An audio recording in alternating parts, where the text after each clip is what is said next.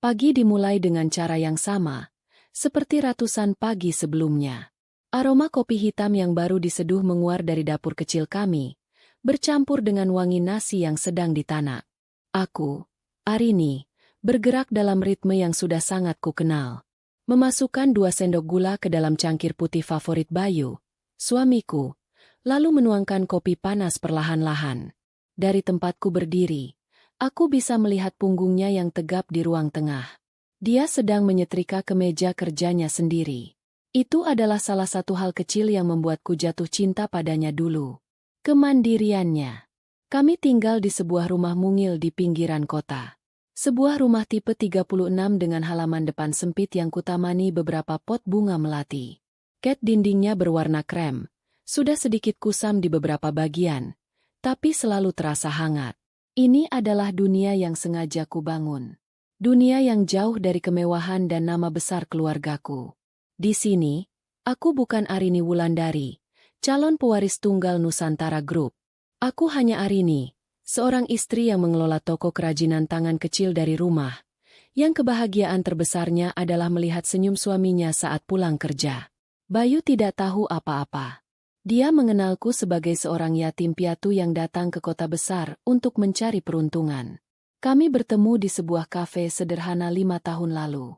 Aku sedang membaca buku, dan dia tanpa sengaja menumpahkan minumannya di mejaku.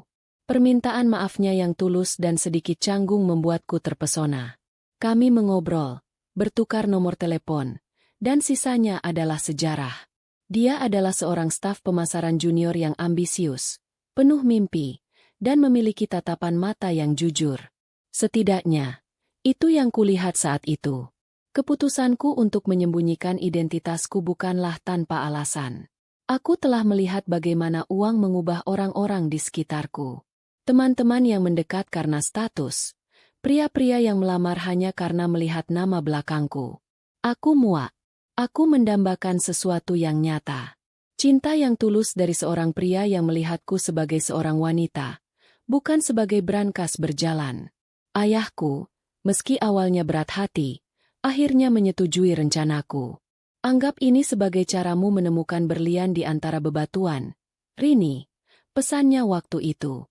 Tapi ingat, tidak semua yang berkilau itu berlian. Dan Bayu, bagiku, tampak seperti berlian itu. Dia pekerja keras. Dia tidak pernah mengeluh tentang kondisi keuangan kami yang pas-pasan. Dia bahkan sering membantuku membereskan rumah tanpa diminta. Kami membangun mimpi bersama. Menabung sedikit demi sedikit untuk merenovasi dapur, atau berhayal tentang liburan ke pantai suatu saat nanti. Kebahagiaan kami terjalin dari hal-hal kecil. Makan malam dengan lauk tempe goreng dan sambal, menonton film di laptop tua kami sambil berbagi selimut, atau sekadar duduk di teras sore hari sambil bercerita tentang bagaimana hari kami berjalan.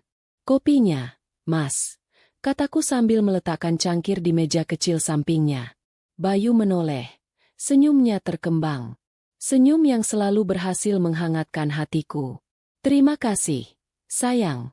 Selalu pas buatanmu. Dia menyeruput kopinya pelan. Wah, kemeja ini sudah harus diganti sepertinya. Kerahnya sudah mulai usang. Aku mengamati kemeja biru langit yang sedang disetrikanya. Memang benar, warnanya sudah sedikit pudar. Nanti kalau ada rezeki lebih kita beli yang baru ya, Mas? Dia mengangguk. Matanya kembali fokus pada pekerjaannya. Pasti. Sebentar lagi. Sayang, sebentar lagi hidup kita akan berubah. Aku terdiam sejenak. Kalimat itu sudah sering kudengar beberapa minggu terakhir. Bayu sedang dalam proses seleksi untuk posisi direktur pemasaran di kantornya, Nusantara Group, perusahaan milik keluargaku sendiri. Ironisnya, tentu saja, tidak ada seorang pun di sana yang tahu bahwa istri dari seorang Bayu Aditama adalah pemilik masa depan perusahaan itu. Aku mendapatkan semua informasi dari laporan rahasia yang dikirimkan pengacaraku setiap bulan. Aku tahu Bayu adalah kandidat terkuat. Kinerjanya memang bagus. Dan aku tidak pernah ikut campur sama sekali. Aku ingin dia berhasil karena usahanya sendiri. Namun, di balik dukunganku, ada secuil kekhawatiran yang mulai tumbuh. Ini akan menjadi ujian terbesar bagi pernikahan kami, bagi karakter Bayu. Ujian terakhir untuk memastikan apakah dia benar-benar berlian yang selama ini kuyakini. Kekuasaan dan uang adalah penguji karakter yang paling kejam. Aku pernah melihatnya menghancurkan orang-orang yang jauh lebih kuat dari Bayu. Doakan aku ya, Rin. Hari ini pengumuman finalnya, katanya sambil mengenakan kemeja yang sudah rapi. Aku mendekat, membenarkan posisi dasinya.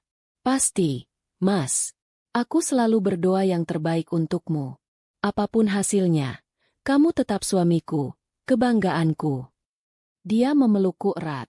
Kamu memang istri terbaik. Setelah aku jadi direktur nanti, kamu tidak perlu lagi repot-repot jualan kerajinan tangan. Kamu bisa santai di rumah, melakukan perawatan, ikut arisan ibu-ibu pejabat. Hidup kita akan nyaman.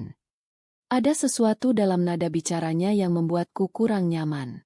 Sebuah penekanan pada kata, pejabat, dan nyaman, yang terdengar asing. Selama ini, dia tidak pernah menganggap usahaku sebagai sesuatu yang merepotkan. Dia selalu bilang bangga karena aku mandiri. Tapi aku menepis perasaan itu. Mungkin dia hanya terlalu bersemangat. Setelah Bayu berangkat, aku duduk di meja makan yang terasa lengang, memandang sekeliling rumah kami. Setiap sudutnya menyimpan kenangan. Foto pernikahan kami di dinding, di mana kami berdua tersenyum begitu lebar dengan pakaian sewaan yang sederhana. Rak buku kecil yang kami buat bersama dari kayu bekas. Pot-pot bunga di halaman yang kami tanam saat pertama kali pindah ke sini. Ini adalah surga sederhanaku. Surga yang kubangun di atas kebohongan besar. Dan hari ini, aku merasa seolah-olah surga ini sedang berada di ambang ujian. Aku mengirim pesan singkat kepada pengacaraku, Pak Tirtayasa.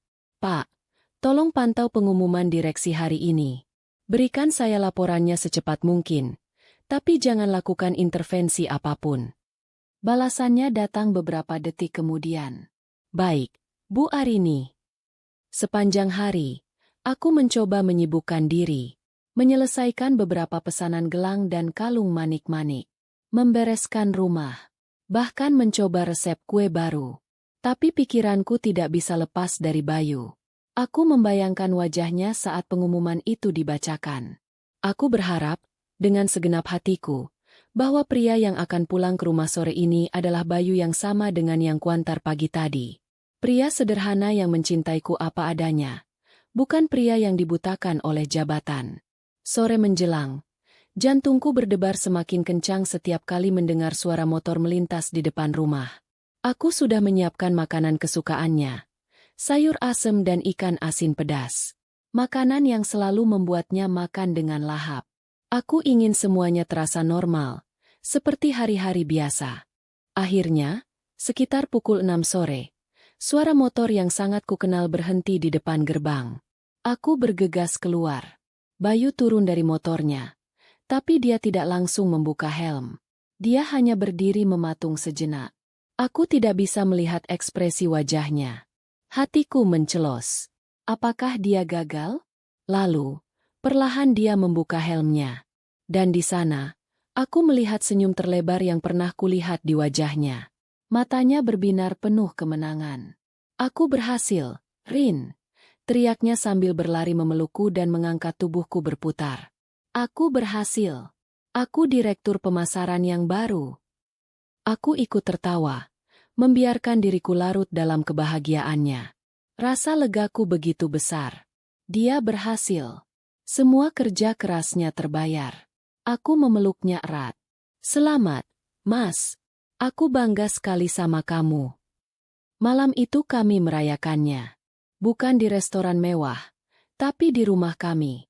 Dengan sayur asem dan ikan asin. Bayu makan dengan lahap. Lebih lahap dari biasanya.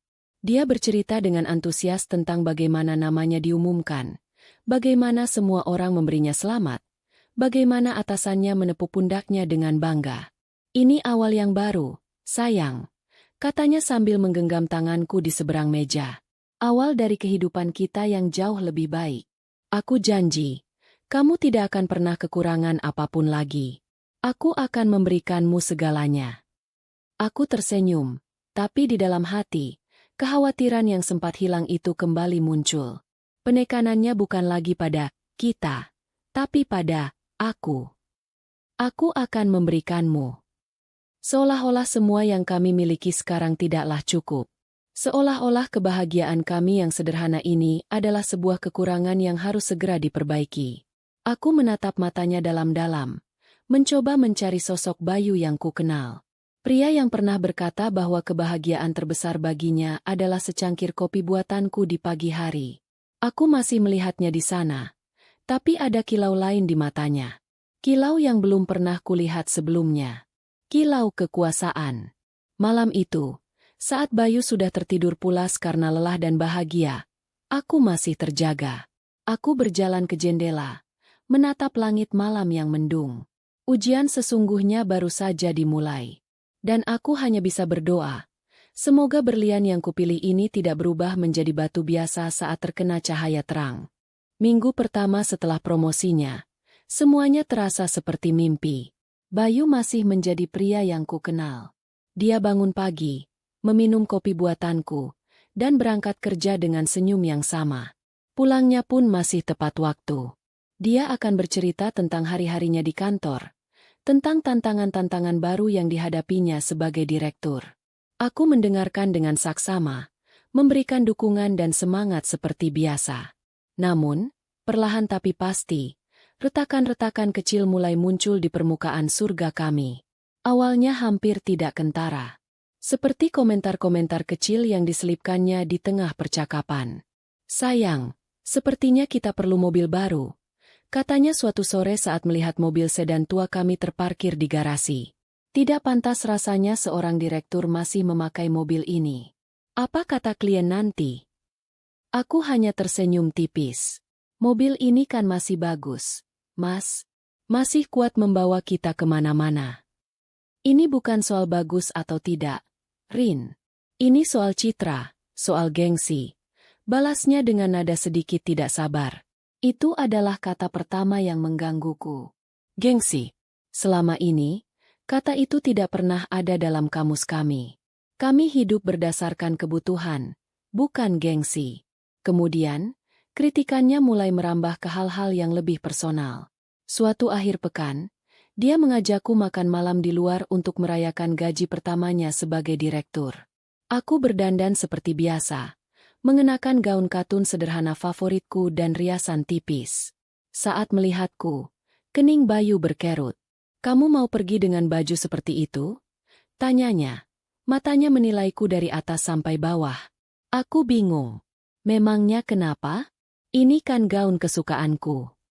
Itu gaun untuk ke pasar. Arini, kita akan makan di hotel bintang 5.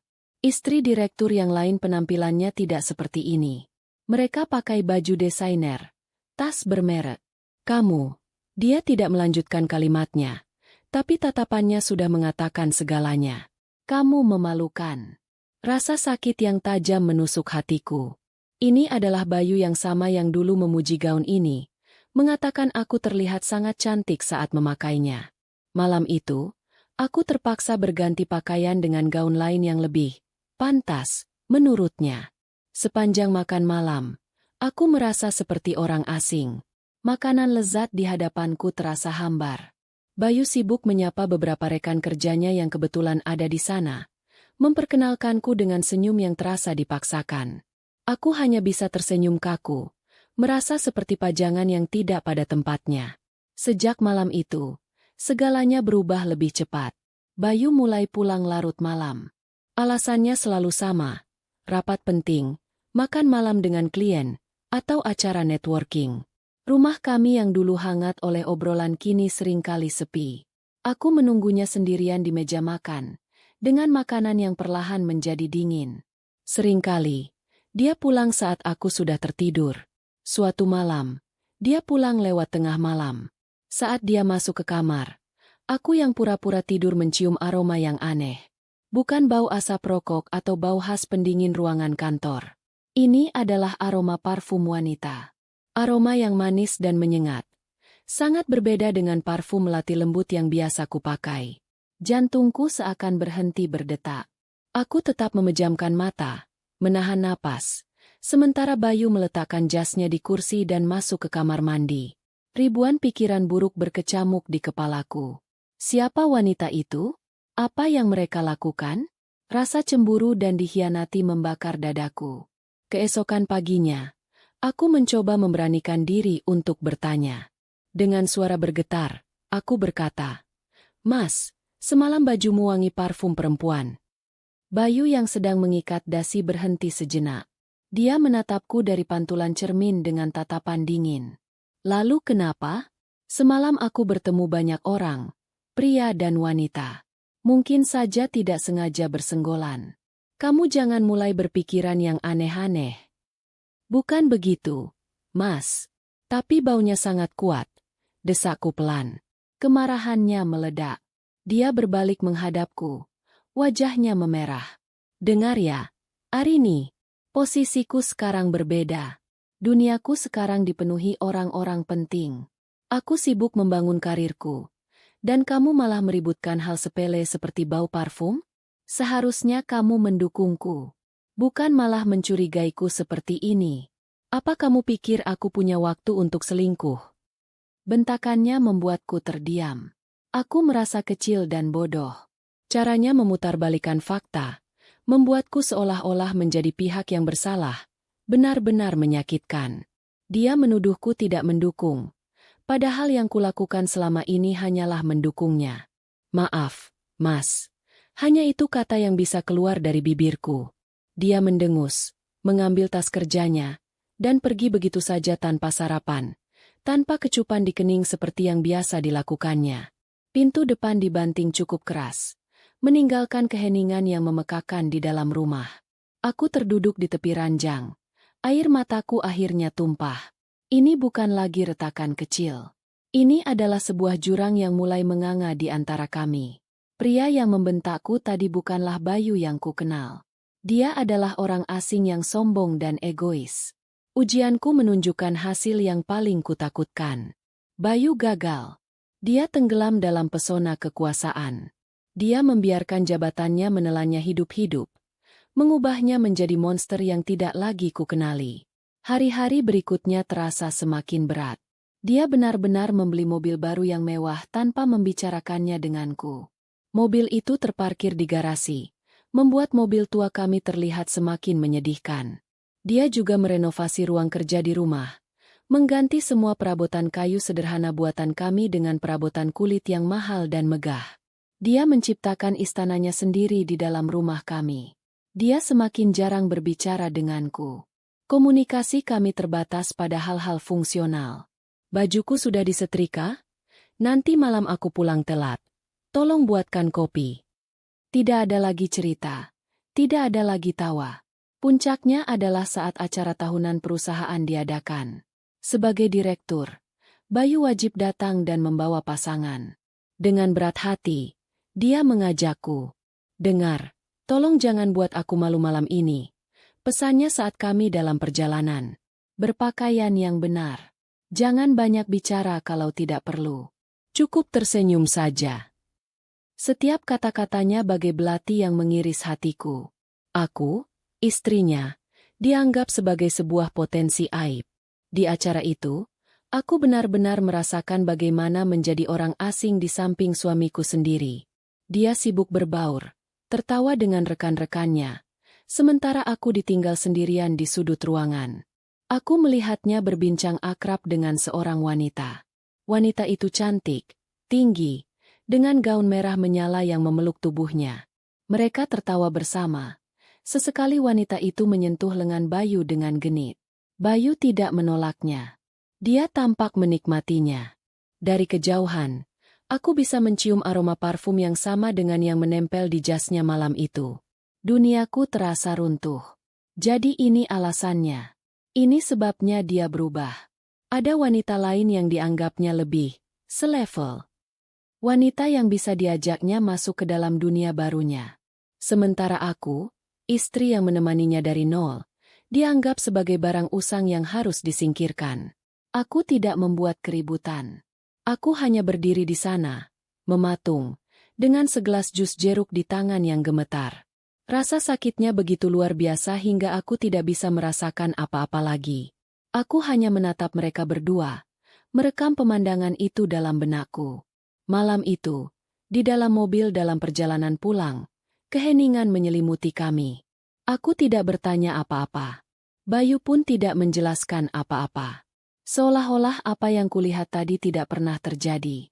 Sesampainya di rumah, aku langsung masuk ke kamar. Aku tidak ingin melihat wajahnya. Aku mendengar dia membuka lemari, mengambil bantal, lalu keluar kamar. Dia memilih tidur di sofa. Dia bahkan tidak mencoba untuk bicara atau memperbaiki keadaan. Dia menciptakan jarak, dan sepertinya dia nyaman dengan jarak itu. Malam itu, aku menangis dalam diam. Bukan lagi tangisan kesedihan, tapi tangisan kekecewaan yang mendalam. Aku tidak menangisi hilangnya cinta. Aku menangisi hilangnya sosok pria yang pernah kupercaya dengan sepenuh hati. Pria yang ternyata hanyalah sebuah ilusi. Di tengah isak tangisku, sebuah keputusan mulai terbentuk. Keputusan yang dingin dan keras. Aku sudah memberinya kesempatan. Aku sudah memberinya dunia. Tapi dia memilih untuk menukarnya dengan kesombongan sesaat. Ujian ini sudah selesai. Dan hasilnya sudah sangat jelas. Aku mengambil ponselku, menghapus air mata di pipi. Jariku bergerak cepat di atas layar, mengetik sebuah pesan kepada Pak Tirtayasa. Pak, siapkan semuanya. Proses perceraian dan penarikan seluruh aset atas nama saya. Lakukan secepatnya. Tidak ada lagi keraguan. Tidak ada lagi harapan. Surga sederhana yang kubangun telah diruntuhkan oleh penghuninya sendiri. Dan sekarang, saatnya bagi sang pemilik surga untuk mengambil kembali apa yang menjadi haknya. Tidur di sofa sepertinya menjadi kebiasaan baru bagi Bayu. Setelah malam acara perusahaan itu, dia tidak pernah kembali tidur di ranjang kami. Dia seolah membangun sebuah benteng tak terlihat di antara kami. Dan dia tampak sangat nyaman berada di baliknya. Aku pun tidak berusaha meruntuhkannya. Hatiku sudah terlalu beku untuk peduli. Aku membiarkannya. Aku mengamati. Topengnya kini benar-benar terbuka. Tidak ada lagi Bayu yang hangat dan penuh perhatian. Yang ada hanyalah Direktur Bayu Aditama, seorang pria yang memandang istrinya sendiri dengan tatapan merendahkan. Dia tidak lagi repot-repot menyembunyikan rasa malunya memiliki istri sepertiku. Suatu Sabtu sore, dia pulang lebih awal, yang merupakan sebuah keajaiban. Tapi dia tidak sendirian. Dia membawa serta 2 pria dan seorang wanita. Wanita itu adalah wanita yang sama dengan yang kulihat di pesta. Wanita dalam balutan gaun merah yang namanya kemudian ku ketahui adalah Claudia, manajer pemasaran di bawah Bayu. Arini. Ini teman-temanku. Tolong buatkan minum. Perintahnya begitu saja, tanpa perkenalan yang layak. Aku hanya mengangguk, berjalan ke dapur dengan perasaan hampa. Dari dapur, aku bisa mendengar percakapan mereka. Suara tawa Claudia yang melengking terdengar paling dominan. Jadi ini rumahmu, Bayu? Mungil sekali ya, kata Claudia. Nadanya terdengar seperti pujian tapi jelas sekali itu adalah sebuah ejekan. Aku menunggu Bayu membelaku, membela rumah kami, tempat kami membangun mimpi. Tapi yang kudengar justru tawanya. Namanya juga rumah lama. Belum sempat pindah. Sebentar lagi juga aku cari apartemen yang lebih representatif di pusat kota. Hatiku mencelos. Dia berbicara tentang rumah kami seolah itu adalah sebuah tempat singgah yang memalukan. Aku membawa nampan berisi 4 gelas es jeruk ke ruang tamu. Saat aku meletakkannya di meja, mata Claudia menelusuri penampilanku. Aku hanya mengenakan kaos oblong dan celana panjang rumahan. Ini istrimu?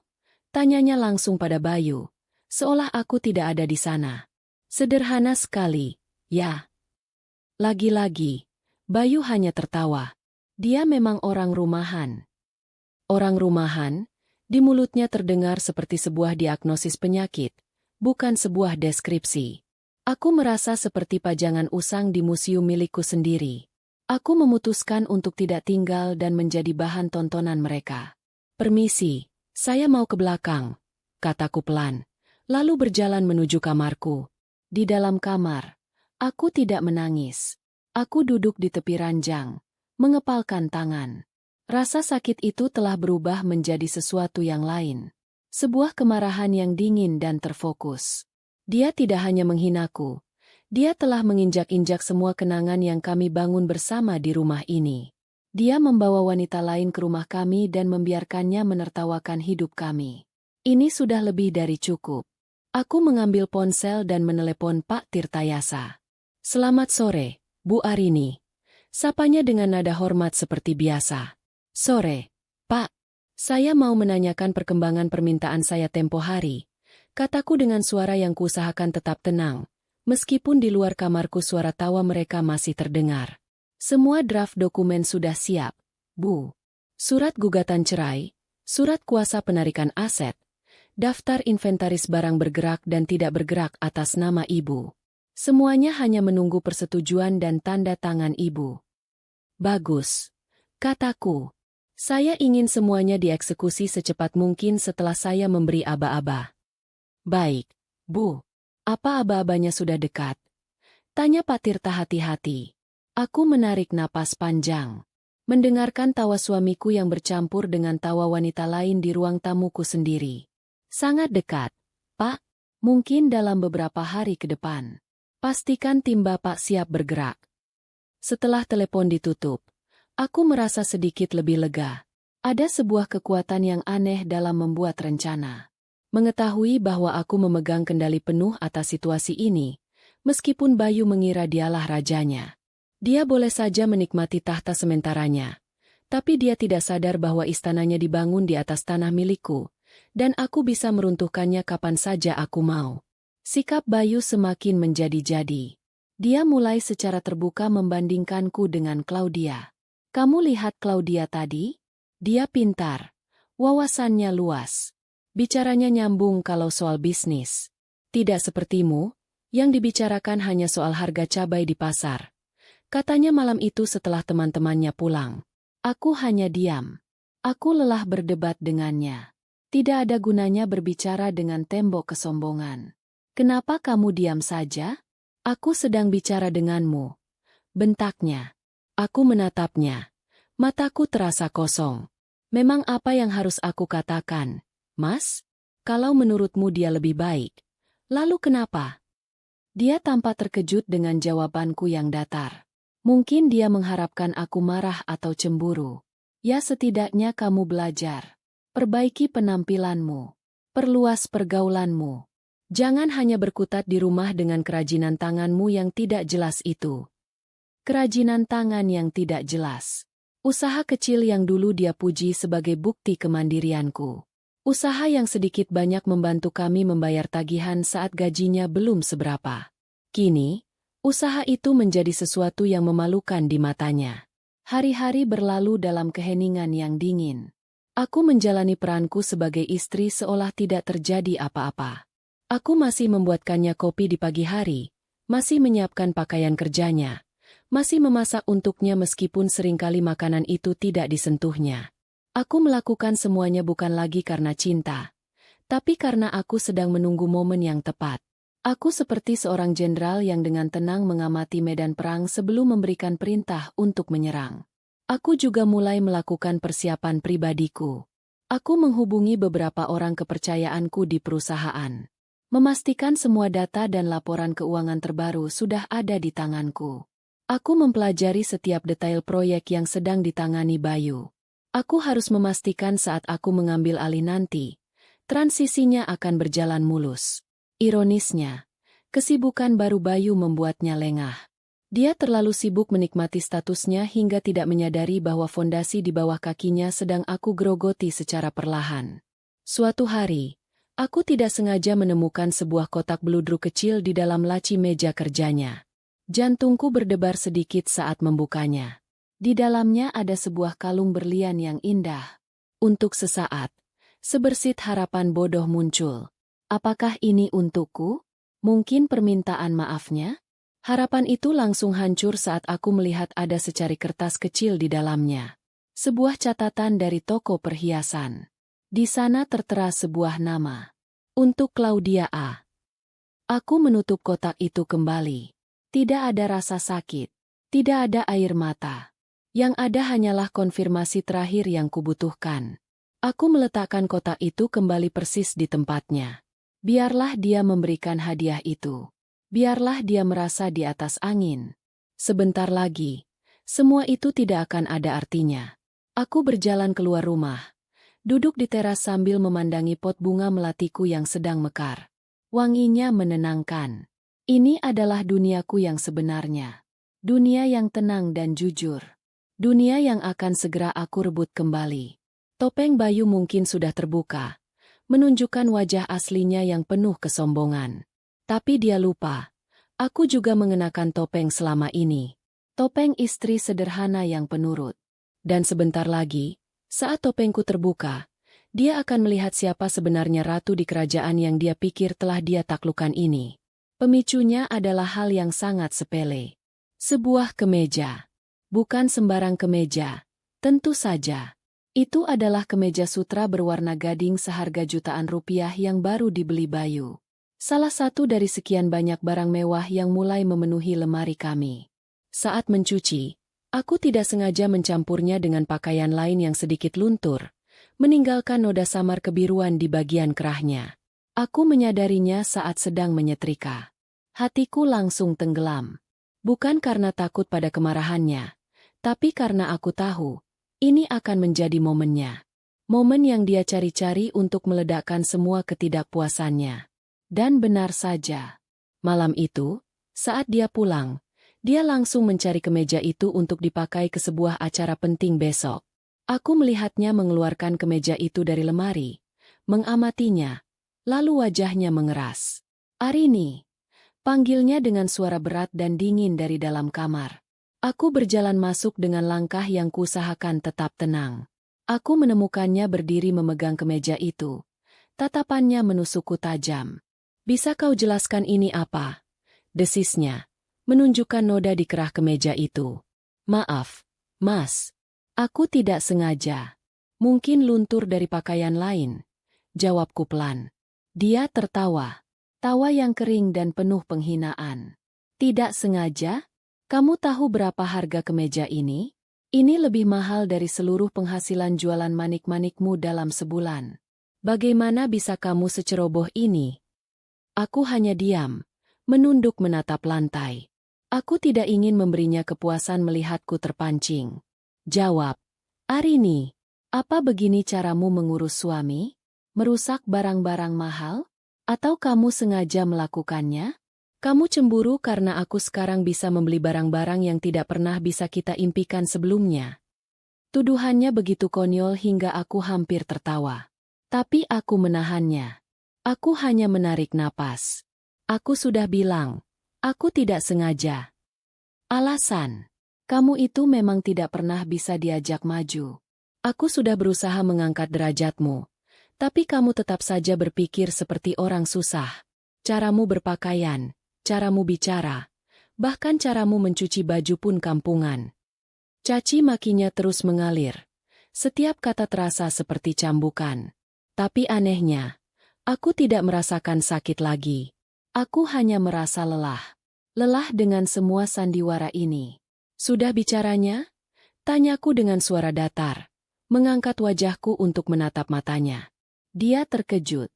Dia tidak menyangka aku akan memotongnya. "Apa katamu?" "Ayo kita makan malam dulu.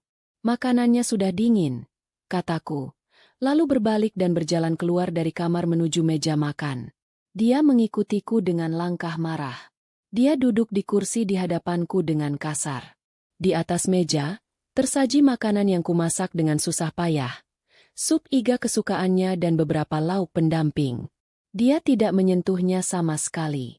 Kami duduk dalam keheningan yang menegangkan selama beberapa menit. Hanya ada suara denting sendokku yang menyentuh piring.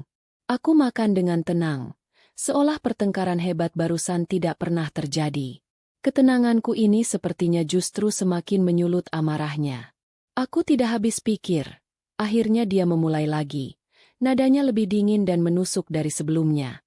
"Bagaimana dulu aku bisa menikah dengan wanita sepertimu?"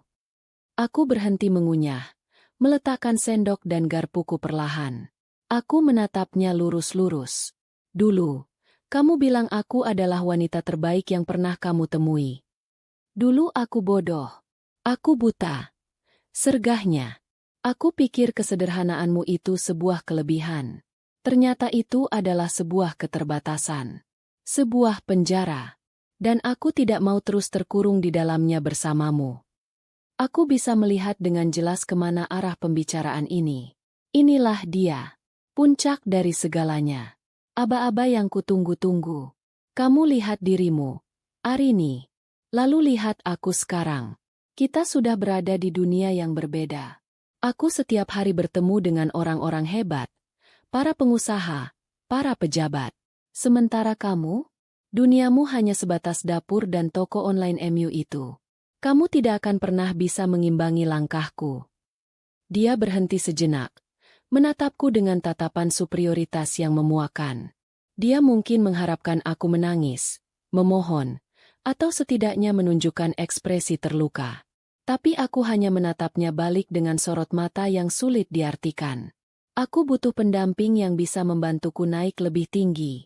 Seorang wanita yang bisa kubanggakan di depan kolega-kolegaku.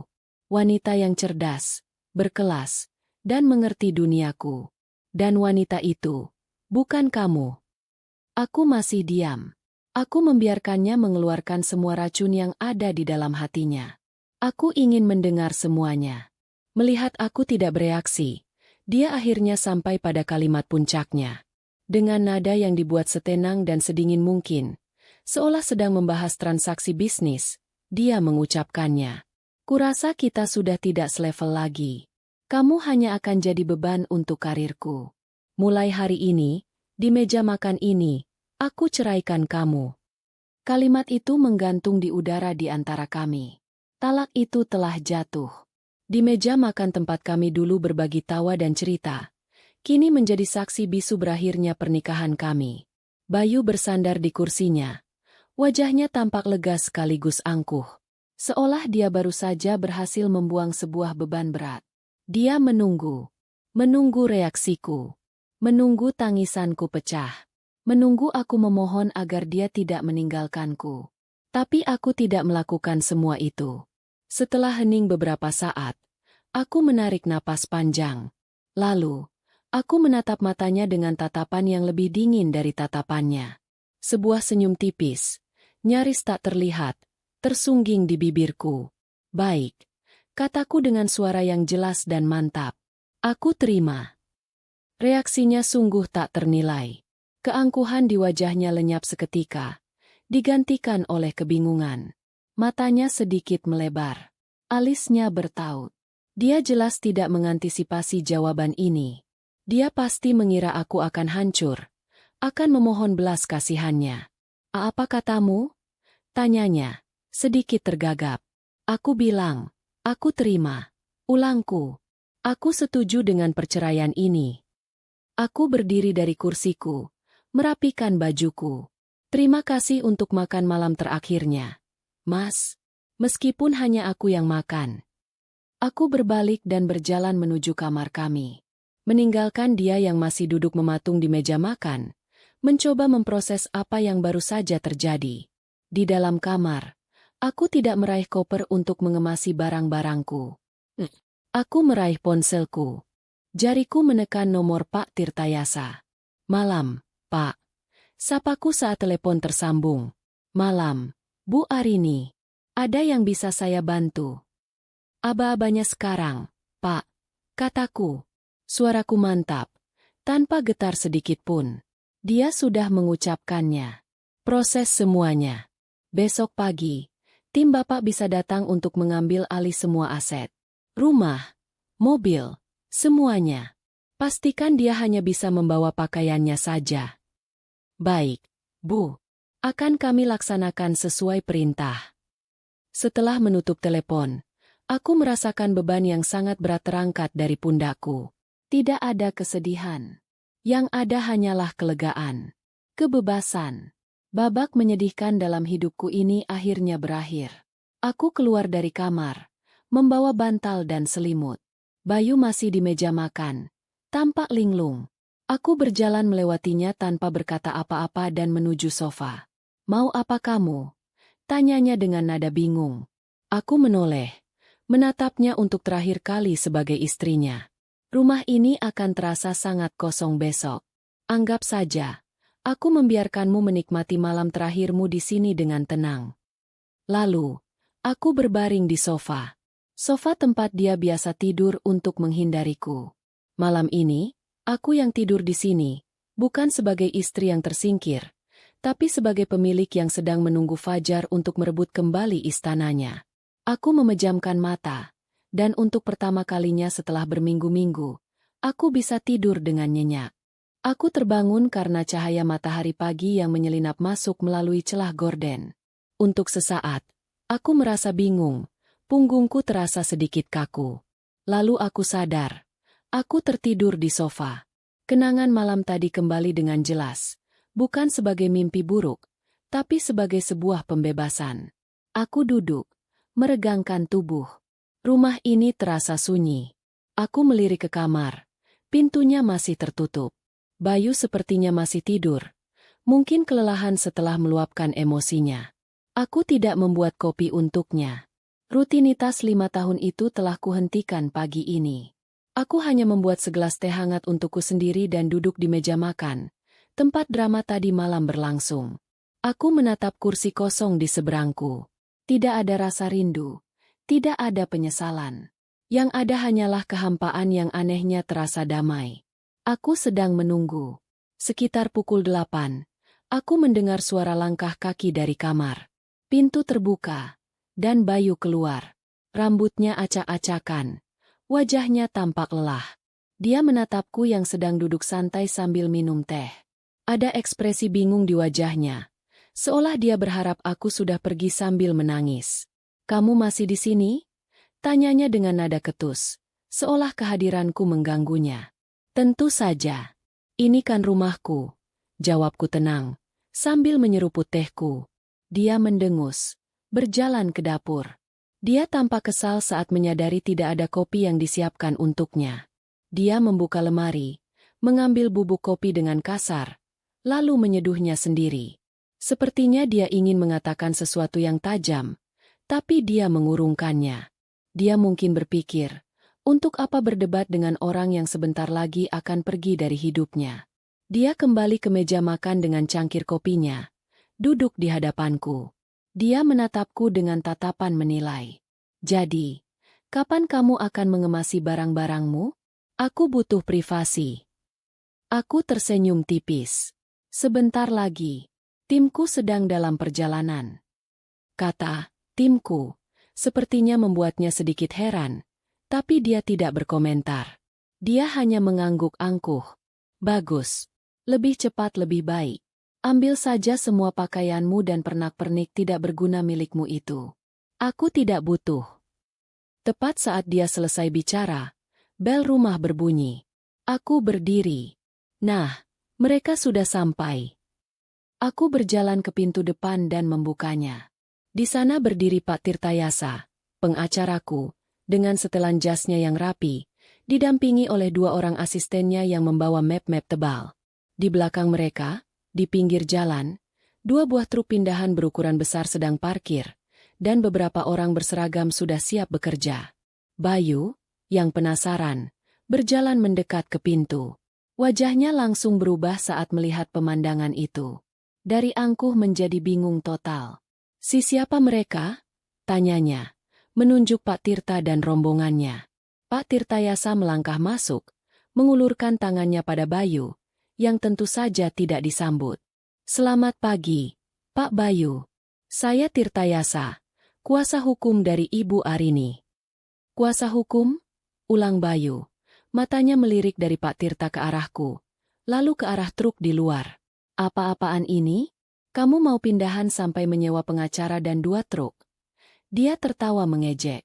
"Memangnya barangmu sebanyak apa?" Aku tidak menjawab.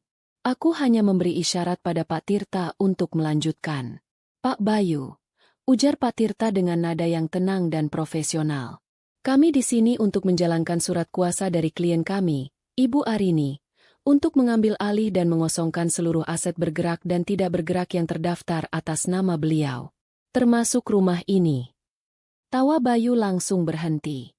Wajahnya pucat pasi. Apa maksudmu? Rumah ini? Ini rumah kita. Mohon maaf, Pak.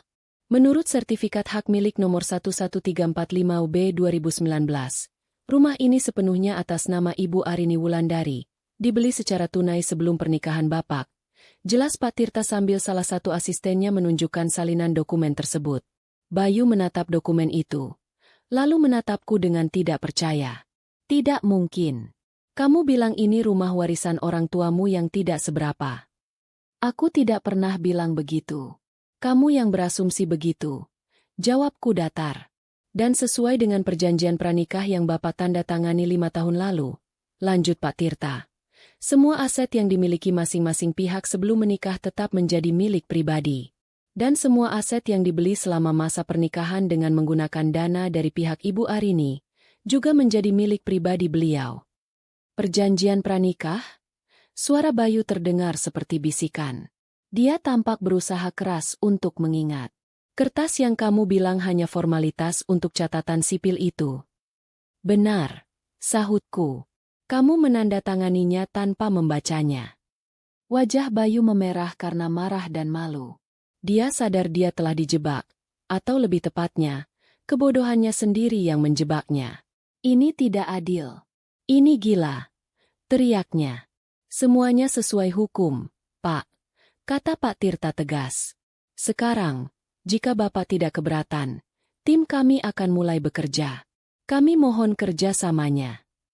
Tanpa menunggu persetujuan Bayu, Pak Tirta memberi isyarat.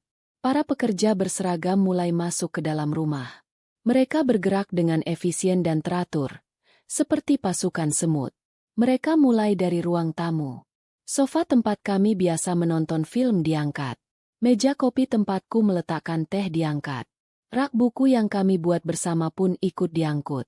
Bayu hanya bisa berdiri mematung, menatap pemandangan surreal di hadapannya. Dunianya sedang dibongkar di depan matanya sendiri. Tunggu, tunggu. Teriaknya saat para pekerja hendak mengangkat televisi layar datar yang baru dibelinya bulan lalu. Itu aku yang beli. Dengan gajiku sebagai direktur. Pak Tirta mendekat. Mohon maaf, Pak Bayu. Menurut catatan transaksi kartu kredit tambahan milik Bapak yang terhubung ke rekening utama Ibu Arini, televisi ini dibeli menggunakan dana dari Ibu Arini. Bayu terdiam. Memang benar, dia begitu bangga memiliki kartu kredit platinum pertamanya, tanpa menyadari bahwa itu hanyalah kartu tambahan yang semua tagihannya dibayar lunas oleh rekeningku setiap akhir bulan. Rekening yang tidak pernah dia tahu keberadaannya. Kemarahan Bayu meledak. Dia menatapku dengan mata nyalang. Jadi ini rencanamu? Selama ini kamu menipuku? Kamu sengaja membuatku terlihat seperti orang bodoh. Aku tidak menipumu, Bayu, kataku dingin. Aku hanya memberimu tali. Kamu sendiri yang memilih untuk menggantung dirimu dengan tali itu. Aku memberimu kesempatan untuk menjadi pria yang tulus. Tapi kamu memilih menjadi pria yang sombong. Ini konsekuensinya. Para pekerja terus bergerak. Mereka masuk ke kamar tidur. Ranjang kami, lemari pakaian, meja rias, semuanya dikeluarkan. Lalu mereka menuju dapur. Meja makan tempat dia menjatuhkan talaknya tadi malam diangkat. Kulkas, kompor, microwave, semuanya. Rumah itu perlahan menjadi cangkang yang kosong. Pemandangan yang paling menyakitkan baginya mungkin adalah saat mobil sport mewah yang terparkir di garasi dihidupkan mesinnya oleh salah satu orang suruhan Pak Tirta dan dibawa pergi. Mobil yang menjadi simbol status dan kesombongannya. Jangan! Itu mobilku. Raungnya, mencoba mengejar, tapi dihalangi dengan sopan oleh asisten Pak Tirta. Mobil itu juga dibeli atas nama perusahaan induk milik Ibu Arini, Pak. Tercatat sebagai aset perusahaan. Jelas Pak Tirta sabar. Akhirnya, yang tersisa di dalam rumah itu hanyalah Bayu sendiri dan sebuah koper yang sudah disiapkan oleh salah satu asistenku. Isinya adalah semua pakaian dan barang-barang pribadinya. Tidak lebih, tidak kurang. Rumah mungil yang dulu hangat itu kini terasa seperti gua yang dingin dan bergaung. Setiap langkah kaki menggema di ruangan kosong.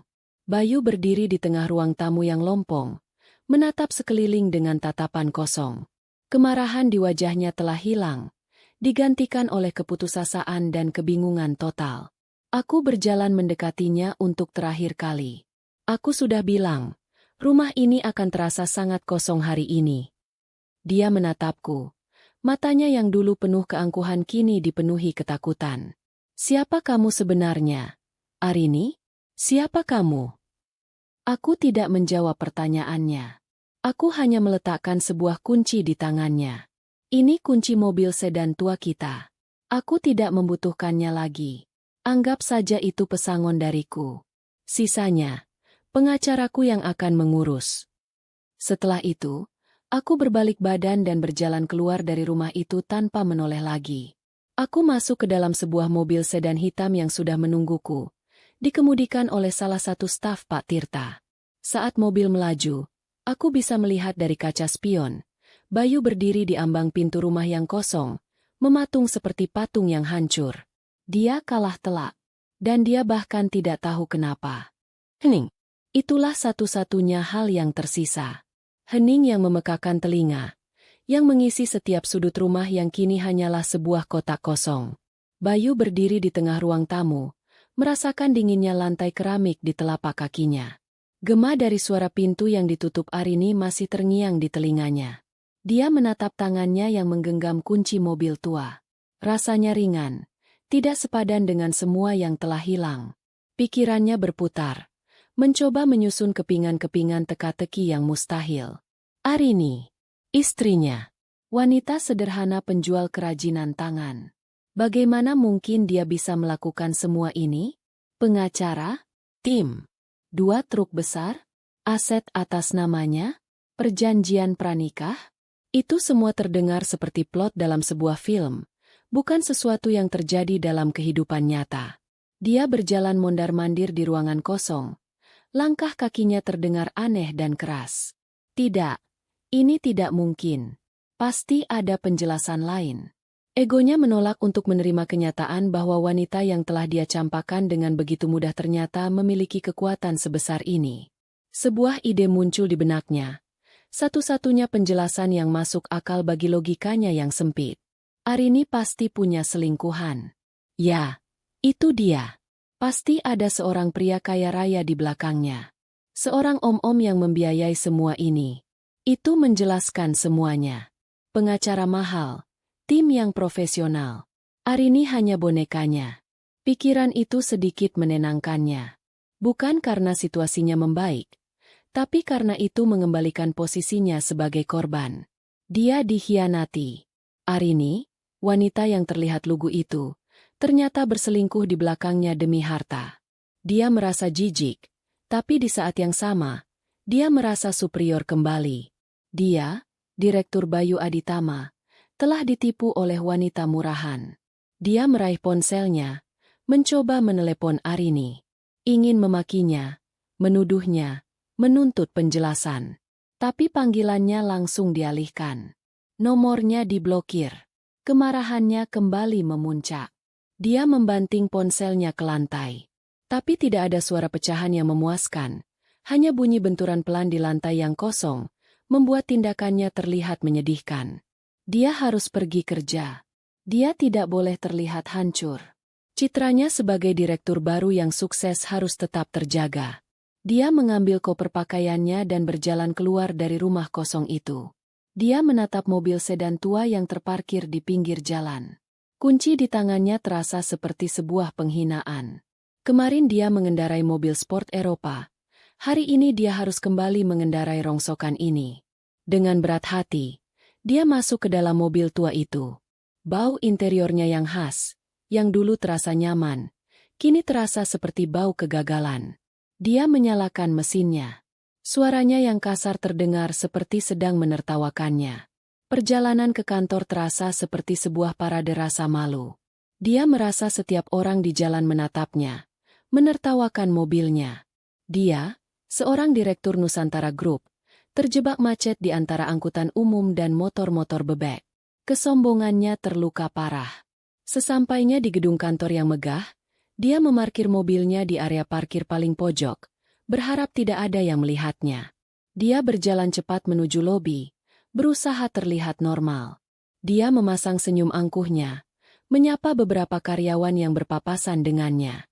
Topengnya harus tetap terpasang. "Pagi, Pak Bayu. Mobil barunya mana, Pak?" Sapa seorang staf keamanan dengan ramah. Pertanyaan itu menusuknya seperti pisau. "Sedang di bengkel," jawabnya singkat, terlalu singkat. Di ruang kerjanya yang mewah, dia mencoba untuk fokus. Tapi pikirannya terus melayang. Pemandangan para pekerja yang mengangkut barang-barangnya, wajah dingin Arini, tatapan profesional Pak Tirtayasa. Semua itu terus berputar di kepalanya. Bagaimana dia akan menjelaskan ini pada orang-orang? Bagaimana dia akan menjelaskan rumahnya yang kosong? Mobilnya yang hilang? Dia harus pindah. Dia tidak mungkin tinggal di rumah kosong itu. Dia mulai mencari-cari informasi sewa apartemen di ponselnya. Harga-harga yang muncul membuatnya meringis. Dengan gajinya sebagai direktur, dia memang mampu. Tapi tanpa dukungan finansial dari Arini yang selama ini tidak disadarinya, gaya hidup mewah yang baru dinikmatinya akan sangat sulit dipertahankan. Dia baru sadar, sebagian besar pengeluarannya selama ini ditutupi oleh kartu kredit tambahan, itu. Ponselnya berdering. Nama Claudia muncul di layar. Untuk sesaat, dia ragu untuk menjawab. Suara ceria Claudia terasa tidak cocok dengan suasana hatinya yang kelam. Tapi dia harus menjawabnya, untuk menjaga citranya. "Halo, sayang," sapa Claudia dengan nada manja. "Hai," jawab Bayu, berusaha terdengar normal. "Malam ini jadikan? Kita coba restoran Jepang yang baru buka itu. Aku sudah reservasi tempat." Bayu menelan ludah. Restoran Jepang yang dimaksud Claudia adalah salah satu restoran termahal di kota. Makan malam di sana bisa menghabiskan setengah dari gaji bulanannya sebagai staf biasa dulu. Tentu jadi," jawabnya. Suaranya sedikit bergetar. Dia tidak bisa menolak. Menolak berarti menunjukkan kelemahan. "Kamu baik-baik saja?" "Suaramu terdengar aneh," tanya Claudia. Kepekaannya ternyata cukup tajam. "Tidak apa-apa. Hanya sedikit lelah. Banyak pekerjaan." Bohongnya. "Nanti malam aku jemput." Setelah menutup telepon, dia bersandar di kursinya, memijat pelipisnya. Kebohongan. Hidupnya sekarang akan dipenuhi dengan kebohongan. Dia harus berbohong tentang mobilnya, tentang rumahnya, tentang kondisi keuangannya. Dia terjebak dalam jaring yang dirajutnya sendiri. Dia membuka laci mejanya, mencari sesuatu untuk menenangkan pikirannya. Matanya tertumbuk pada kotak beludru kecil berisi kalung berlian untuk Claudia. Dia mengambilnya, membukanya. Kilau berlian itu kini terasa mengejeknya. Hadiah ini dibeli dengan uang Arini. Semua kemewahan yang dia pamerkan pada Claudia, semuanya berasal dari wanita yang telah dia hina dan campakan. Rasa mual menjalari perutnya. Ini semua salah. Sangat salah. Untuk pertama kalinya, sebersit keraguan muncul di benaknya. Bukan tentang Arini yang berselingkuh, tapi tentang dirinya sendiri. Apakah dia telah melakukan kesalahan? Apakah kesombongannya telah membutakannya? Tapi egonya dengan cepat menepis keraguan itu. Dia tidak salah. Arini yang salah. Dia yang menipu. Dia yang berkhianat. Bayu hanya korban. Dia mengulang-ulang narasi itu di kepalanya, mencoba meyakinkan dirinya sendiri. Dia harus bertahan. Dia harus menunjukkan pada Arini, dan pada siapapun pria kaya di belakangnya, bahwa dia tidak hancur. Dia adalah Direktur Bayu Aditama. Dia akan bangkit. Dia akan menjadi lebih sukses, lebih kaya. Dia akan membuat Arini menyesal telah meninggalkannya. Dengan pikiran itu, dia mencoba untuk kembali bekerja. Membuka laptopnya, membaca laporan-laporan. Tapi kata-kata dan angka di layar seolah menari-nari tanpa makna. Bayang-bayang rumah kosong dan tatapan dingin Arini terus menghantuinya. Dia merasa seperti seorang raja yang semalam berpesta di istananya, namun pagi harinya terbangun di gubuk reot, tanpa mengerti bagaimana semua itu bisa terjadi. Kebingungan adalah penjara barunya, Dan dia tidak tahu di mana harus mencari kuncinya. 2 minggu berlalu seperti dalam kabut bagi Bayu. Dia berhasil menyewa sebuah apartemen studio kecil yang pengap, menghabiskan sebagian besar sisa uang di rekeningnya untuk deposit. Setiap pagi, dia berangkat dari apartemen sempit itu, mengendarai mobil tuanya, dan tiba di kantor dengan mengenakan topeng direktur yang sempurna. Dia tersenyum, memberi perintah, memimpin rapat, seolah-olah dunianya tidak sedang runtuh. Dia berhasil menangkis pertanyaan-pertanyaan dari rekan kerjanya dengan serangkaian kebohongan yang rapi. Rumahnya sedang direnovasi besar-besaran, jadi dia dan Arini tinggal terpisah untuk sementara. Mobil sportnya sedang dimodifikasi di luar negeri, pesanan khusus. Arini sedang sibuk mengurus bisnis keluarganya di luar kota. Kebohongan-kebohongan itu terdengar masuk akal di permukaan, dan orang-orang, karena sibuk dengan urusan mereka sendiri, tidak terlalu mempertanyakannya.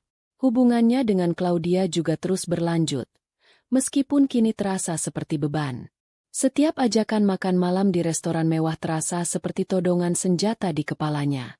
Dia harus terus-menerus memutar otak mencari cara membayar tagihan tanpa terlihat kerepotan. Dia bahkan terpaksa menjual beberapa jam tangan bermerek yang dulu dibelinya dengan kartu kredit Arini untuk mendapatkan uang tunai.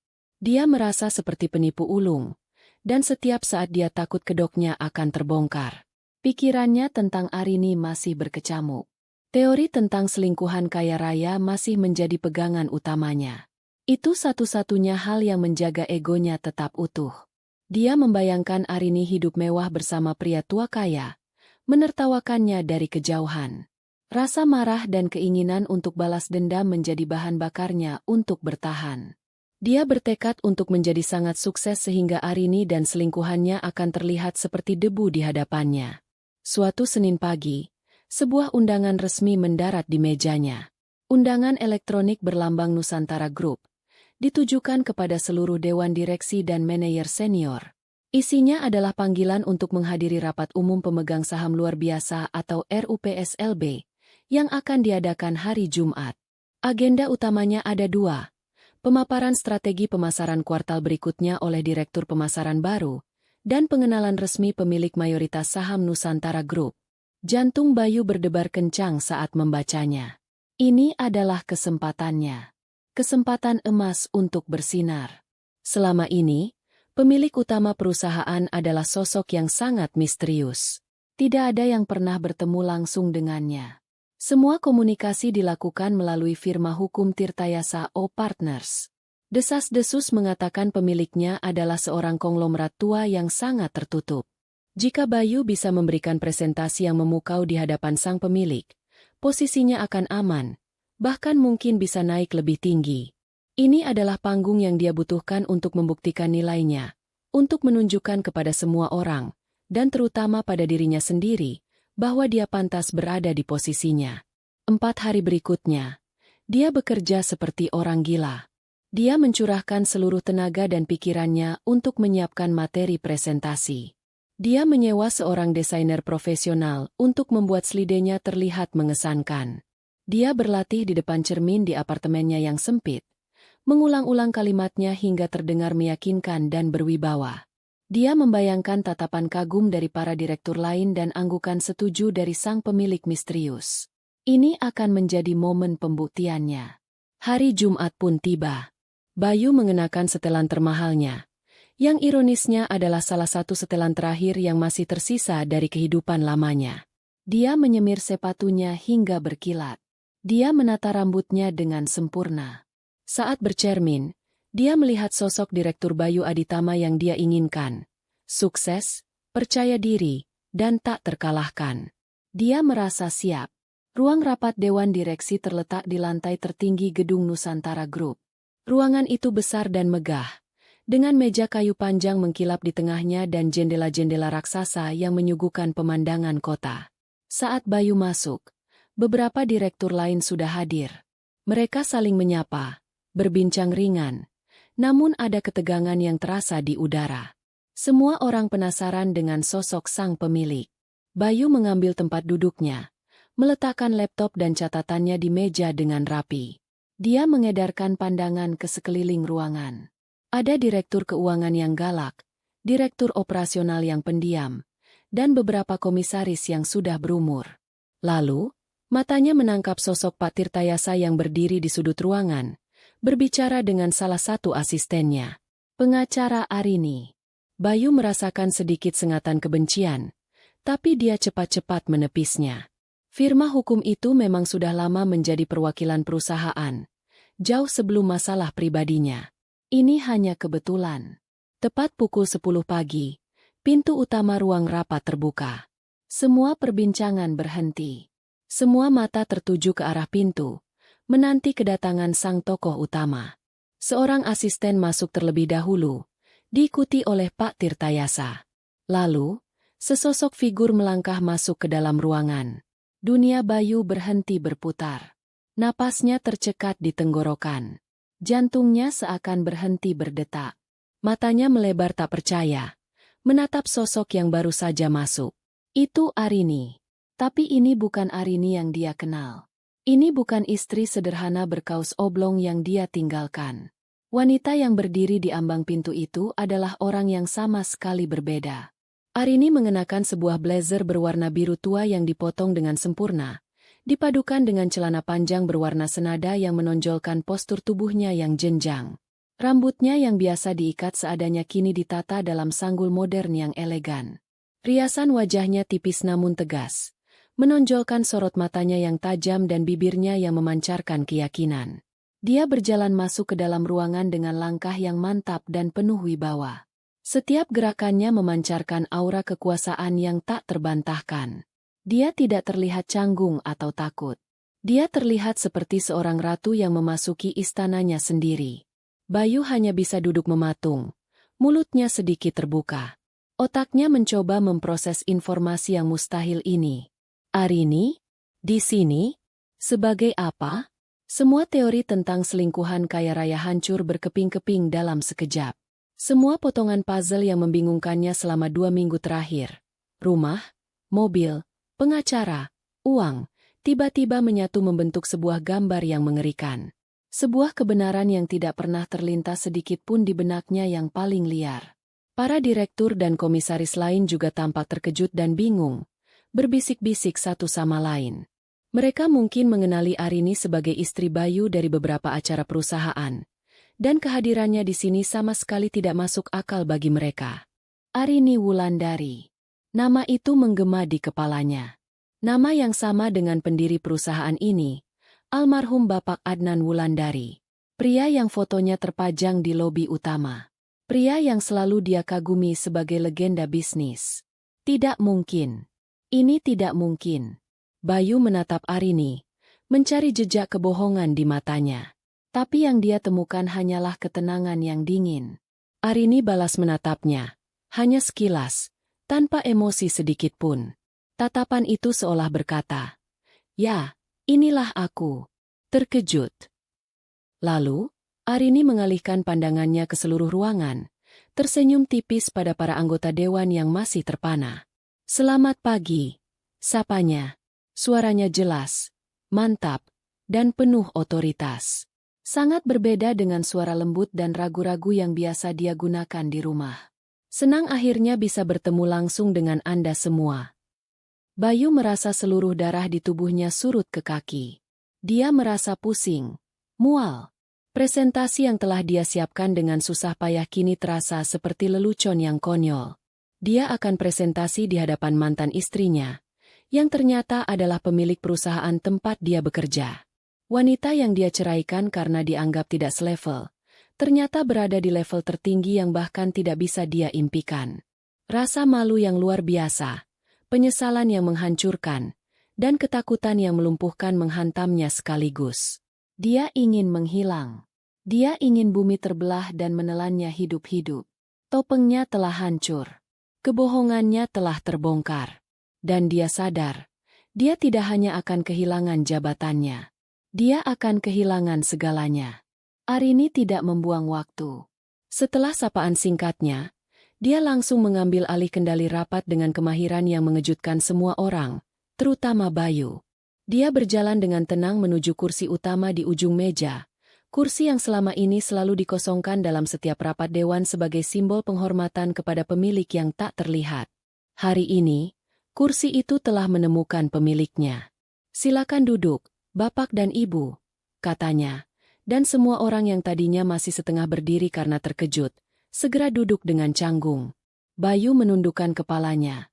Tidak berani menatap Arini. Dia berharap bisa menjadi tidak terlihat.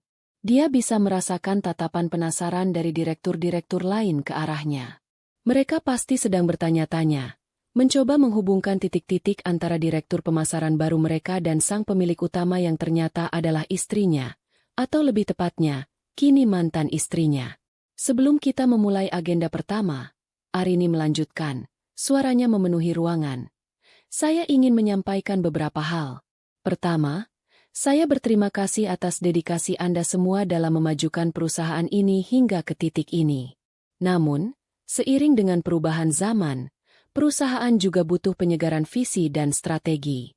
Kedepannya, saya akan terlibat lebih aktif dalam pengambilan keputusan strategis untuk memastikan Nusantara Group tidak hanya bertahan, tapi juga menjadi pemimpin di industrinya." Dia berbicara dengan lancar dan percaya diri, memaparkan beberapa poin visi dan misinya. Dia menyebutkan data-data pasar, tren industri, dan potensi-potensi baru dengan akurasi yang menunjukkan bahwa dia telah mempelajari perusahaan ini luar dalam. Bayu mendengarkan dengan perasaan ngeri. Wanita yang dia anggap hanya mengerti harga cabai, ternyata memahami seluk-beluk bisnis ini lebih baik darinya. Semua ejekannya di masa lalu kini kembali menampar wajahnya sendiri. Setelah memaparkan visinya, Arini membuka map di hadapannya. "Sekarang, kita masuk ke agenda pertama. Evaluasi kinerja dan pemaparan strategi dari divisi pemasaran. Pak Bayu Aditama, silakan." Nama Bayu disebut dengan nada yang sangat formal dan datar, seolah mereka tidak pernah saling mengenal, seolah mereka tidak pernah berbagi ranjang dan mimpi selama 5 tahun. Panggilan itu terasa seperti vonis. Dengan kaki yang terasa seperti jeli, Bayu bangkit berdiri. Tangannya gemetar saat mencoba menyambungkan laptopnya ke proyektor. Slide presentasi yang tadinya terlihat begitu megah dan mengesankan, kini tampak konyol dan dangkal di matanya sendiri. Semua kata-kata hebat yang telah dia siapkan menguap dari kepalanya. "Selamat pagi," sapanya. Suaranya serak. Dia berdeham, mencoba menguasai diri. Saya Bayu Aditama, Direktur Pemasaran. Hari ini saya akan memaparkan." Dia mulai berbicara, membacakan slidenya dengan suara monoton. Semangat dan apinya telah padam total. Dia merasa seperti seorang pesakitan yang sedang membacakan pembelaan terakhirnya yang sia-sia di hadapan Hakim Agung. Dia tidak berani menatap Arini. Matanya hanya terpaku pada layar proyektor. Setelah sekitar 15 menit yang terasa seperti selamanya, dia akhirnya selesai. Dia berdiri canggung di depan. "Demikian pemaparan dari saya. Terima kasih." Arini menatapnya sejenak. Wajahnya tidak menunjukkan emosi apapun. Lalu, dia menoleh ke arah Direktur Keuangan. "Pak Hendra, bisakah Anda tampilkan laporan anggaran dan realisasi biaya promosi divisi pemasaran selama 2 bulan terakhir?" Pak Hendra, pria parubaya yang terkenal teliti dan galak itu, mengangguk. Sebuah tabel angka yang rumit muncul di layar, menggantikan slide indah milik Bayu. "Terima kasih," kata Arini. Jarinya menunjuk ke sebuah baris angka yang ditandai merah. "Bisa kita lihat di sini, ada pembengkakan biaya promosi sebesar 30% dari anggaran yang disetujui. Pak Bayu, bisakah Anda jelaskan alokasi dana untuk kampanye Gempita Nusantara yang menelan biaya hampir 2 miliar rupiah ini? Apa dasar pemikirannya dan bagaimana proyeksi return on investment-nya?" Pertanyaan itu tajam dan langsung ke intinya. Bayu menelan ludah. Kampanye itu adalah proyek mercusuarnya. Proyek yang dia gagas sendiri untuk menunjukkan kehebatannya. Dia menyetujuinya berdasarkan intuisinya, tanpa riset pasar yang mendalam, karena dia ingin segera membuat gebrakan. Itu adalah kampanye untuk meningkatkan brand awareness, Bu, jawab Bayu terbata-bata. Efeknya jangka panjang, tidak bisa diukur secara instan.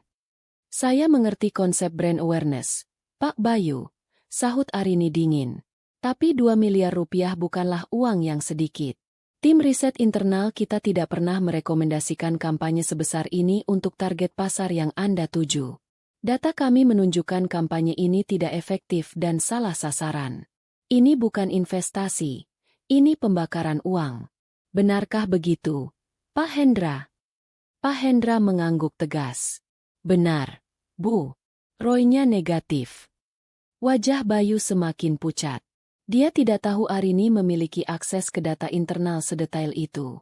Dia pikir dia bisa mengelabui semua orang dengan istilah-istilah pemasaran yang canggih. Arini membuka lembar berikutnya di dalam mapnya. Poin kedua.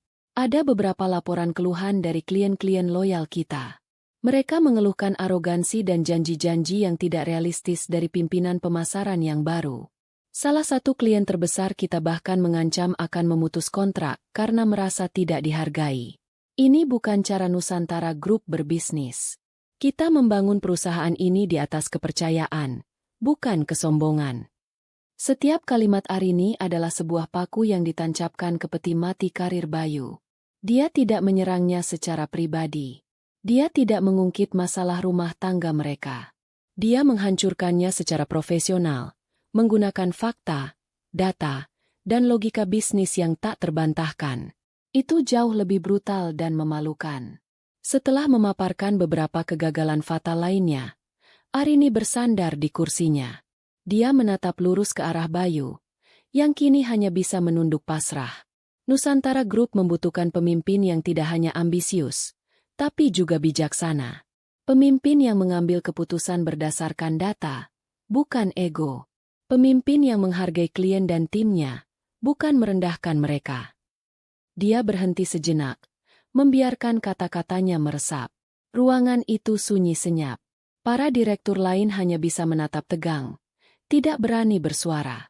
Berdasarkan evaluasi kinerja yang sangat tidak memuaskan, serta kebijakan-kebijakan yang terbukti merugikan perusahaan, Arini melanjutkan dengan suara yang tenang namun final, maka dengan berat hati, Dewan Komisaris memutuskan untuk memberhentikan Bapak Bayu Aditama dari jabatannya sebagai Direktur Pemasaran, efektif sejak saat ini juga. Kata-kata itu seperti hantaman palu godam. Selesai. Semuanya sudah selesai. Bayu mengangkat kepalanya, menatap Arini dengan tatapan putus asa. Arini, tolong, bisiknya. Arini menatapnya dingin. Di dalam ruangan ini, saya adalah Ibu Arini Wulandari, Dewan Komisaris Utama Anda. Dan Anda adalah mantan karyawan saya. Tidak ada hal lain yang perlu dibicarakan. Dia kemudian memberi isyarat kepada Pak Tirtayasa, yang langsung mengangguk dan memberikan sinyal kepada 2 orang petugas keamanan yang sudah menunggu di luar pintu. Kedua petugas itu masuk, mendekati Bayu. Mohon maaf, Pak, kami akan mengantar Bapak keluar, kata salah satu dari mereka dengan sopan namun tegas. Rasa malu yang membakar menjalari seluruh tubuh Bayu. Dipecat. Di depan seluruh jajaran direksi. Di depan wanita yang telah dia campakan. Ini adalah penghinaan total. Dia tidak melawan. Tenaganya sudah habis. Dia hanya bisa berjalan dengan lunglai di antara 2 petugas keamanan itu. Saat dia melewati kursi Arini, dia tidak berani menatap wajahnya. Dia berjalan keluar dari ruangan itu, melewati lorong-lorong kantor yang terasa mengejeknya. Beberapa karyawan yang berpapasan menatapnya dengan heran. Dia digiring menuju lift, turun ke lobi, dan terus berjalan hingga ke pintu keluar utama. Petugas keamanan itu meninggalkannya di trotoar di depan gedung Nusantara Group yang megah. Gedung yang beberapa jam lalu menjadi simbol kesuksesannya, kini menjadi monumen kejatuhannya. Dia berdiri di sana, di bawah terik matahari, dengan setelan mahalnya yang kini terasa seperti kostum badut. Dia tidak punya apa-apa lagi. Tidak ada jabatan, tidak ada harga diri, tidak ada masa depan. Semuanya telah direnggut dalam sekejap oleh wanita yang pernah dia sebut sebagai beban. Kejatuhannya begitu telak, begitu cepat, dan begitu sempurna. Berdiri di trotoar di bawah terik matahari, Bayu merasa seperti orang asing di kotanya sendiri. Suara klakson mobil, deru lalu lintas, dan hiruk-pikuk pejalan kaki terasa seperti datang dari dunia lain.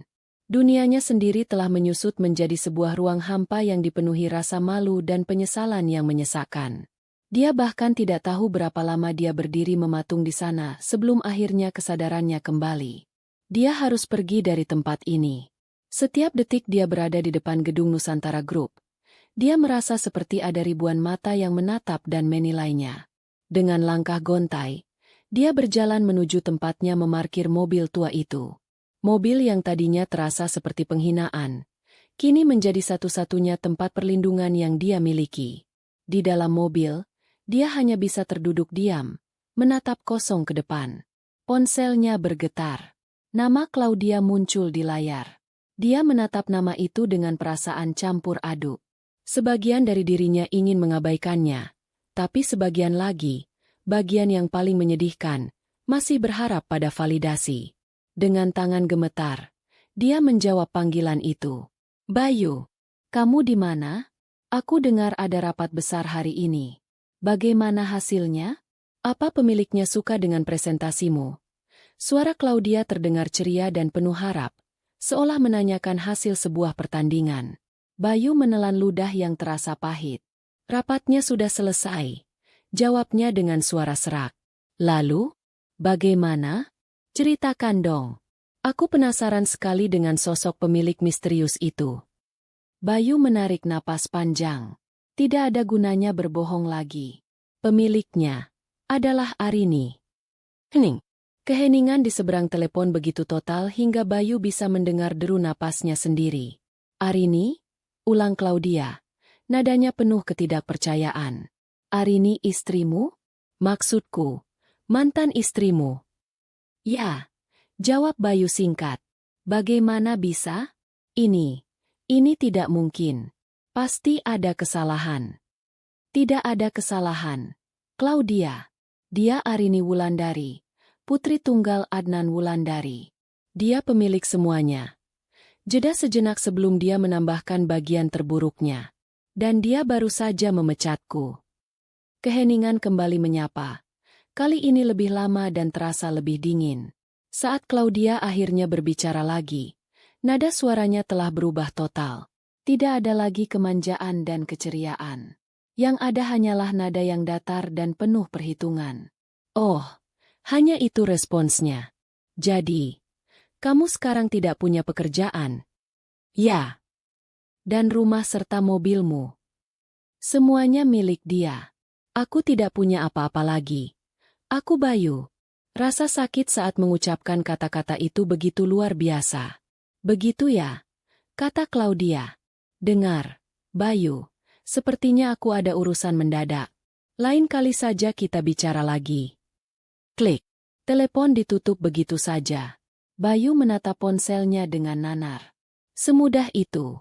Dalam waktu kurang dari 1 menit, Claudia telah menghapus dirinya dari kehidupannya. Tidak ada simpati. Tidak ada kata-kata penghiburan. Dia hanya sebuah investasi yang gagal.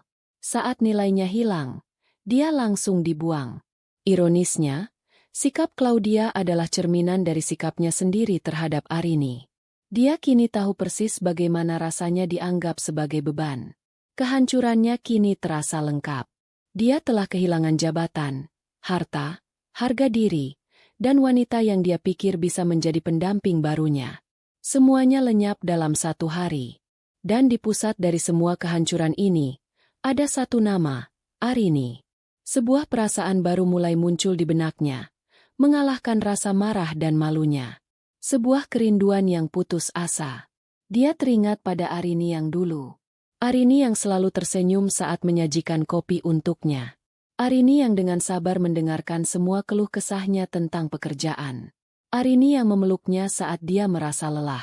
Dia menyadari, dengan kengerian yang terlambat, bahwa dia tidak hanya kehilangan seorang istri. Dia telah kehilangan satu-satunya orang di dunia ini yang pernah mencintainya dengan tulus, tanpa syarat. Dia harus bicara dengannya. Dia harus meminta maaf. Dia harus memohon kesempatan kedua. Hari-hari berikutnya adalah neraka bagi Bayu. Dia mengurung diri di apartemennya yang sempit. Tidak berani keluar. Berita pemecatannya pasti sudah menyebar di kalangan korporat.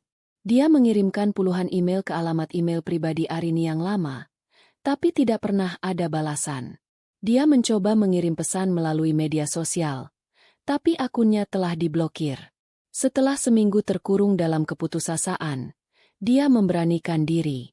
Dia menunggu di lobi gedung Nusantara Group, berharap bisa mencegat Arini saat pulang kerja. Dia menunggu berjam-jam, dari sore hingga malam. Tapi Arini tidak pernah muncul melalui lobi utama. Dia pasti menggunakan akses pribadi. Dia tidak menyerah. Dia mencoba mencari tahu di mana Arini tinggal. Setelah bertanya ke sana kemari dan menyuap seorang petugas keamanan junior di kantor, dia akhirnya mendapatkan alamat sebuah townhouse mewah di pusat kota. Malam itu juga, dia pergi ke sana. Dia berdiri di seberang jalan, menatap kompleks perumahan yang dijaga ketat itu. Dia merasa seperti penguntit, seperti orang asing yang menyedihkan. Dia menunggu di dalam mobil tuanya selama berjam-jam, berharap melihat sekilas sosok Arini. Sekitar pukul 9 malam, sebuah sedan hitam mewah masuk ke gerbang. Meskipun dari jauh, Bayu yakin itu adalah mobil yang membawa Arini pergi dari rumah mereka hari itu. Dia melihat Arini turun, tampak lelah namun tetap anggun, lalu masuk ke dalam salah satu rumah. Hatinya terasa sakit. Melihat Arini hidup di dunia yang begitu berbeda. Dunia yang seharusnya bisa menjadi miliknya juga jika saja dia tidak bodoh. Dia melakukan itu selama 3 hari berturut-turut.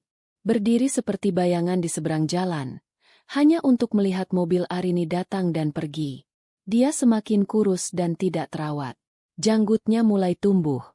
Pakaiannya kusut. Dia tidak lagi terlihat seperti seorang direktur. Dia terlihat seperti orang yang kalah. Pada hari keempat, saat dia sedang menunggu, ponselnya berdering. Nomor tidak dikenal.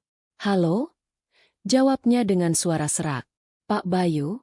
Terdengar suara yang familiar. Suara Pak Tirtayasa. Jantung Bayu berdebar. "Ya, saya sendiri. Ibu Arini meminta saya untuk menghubungi Anda. Beliau tahu Anda menunggunya setiap malam. Tindakan Anda ini mengganggu dan bisa dianggap sebagai penguntitan. Tapi, beliau bersedia bertemu dengan Anda satu kali untuk yang terakhir kalinya. Dengan syarat setelah itu Anda berjanji untuk tidak akan pernah mengganggunya lagi." Harapan membuncah di dada Bayu. Ya, saya janji. Kapan dan di mana?" "Besok sore, pukul 4, di Taman Kota, dekat danau. Datanglah sendiri." Keesokan harinya, Bayu berusaha membersihkan dirinya. Dia bercukur, mengenakan kemeja terbaiknya yang tersisa. Dia datang ke Taman Kota 1 jam lebih awal, duduk di bangku yang telah ditentukan, menunggu dengan cemas. Tepat pukul 4, Arini datang. Dia tidak datang dengan mobil mewah atau pengawalan. Dia berjalan sendirian, mengenakan blus sederhana dan celana jeans. Dia terlihat seperti Arini yang dulu, tapi sorot matanya berbeda. Lebih tenang, lebih dalam, dan tidak ada lagi cinta di sana untuknya. Dia duduk di bangku di samping Bayu, menjaga jarak di antara mereka. "Arini," Bayu memulai, suaranya bergetar. "Terima kasih sudah mau bertemu denganku." Arini hanya mengangguk, menatap lurus ke arah danau. Aku minta maaf," lanjut Bayu. Kata-kata itu keluar dengan susah payah. "Aku minta maaf atas segalanya. Aku tahu aku salah. Aku buta. Aku sombong. Aku telah menyakitimu dengan cara yang paling buruk. Aku menyesal, Arini. Aku sangat-sangat menyesal." Air mata mulai menggenang di pelupuk matanya. Ini bukan akting. Ini adalah penyesalan yang tulus, yang lahir dari kehancuran total.